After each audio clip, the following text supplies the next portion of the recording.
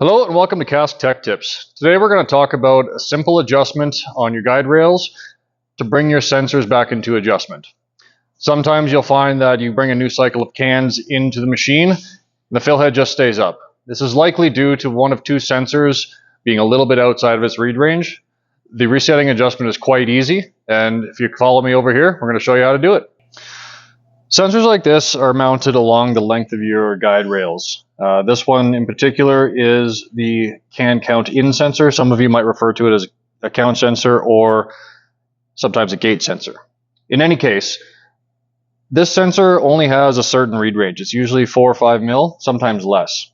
So this sensor needs to be adjusted in a way that when a can is directly in front of it, the light on the sensor is solid orange. If it's flashing, that means the sensor is at the end of its read range and it may or may not be giving you a clean signal.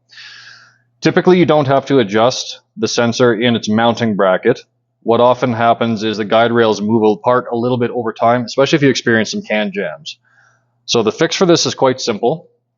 All of your guide rail mounts are going to have the same adjustment knob.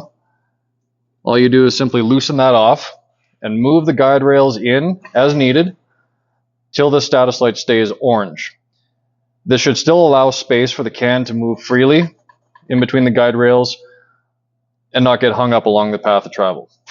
If the sensor is behaving in a different way, call cask support, as there may be some damage to the sensor or potentially the cabling leading to the sensor. If your guide rails mounted sensor is not triggering correctly or you're getting some funny operating characteristics of the machine, first thing to do is to check the position of that sensor. If you see the flashing light when the can is directly in front of it, you're going to need to move that sensor closer to the can, which is typically done by adjusting those guide rails in.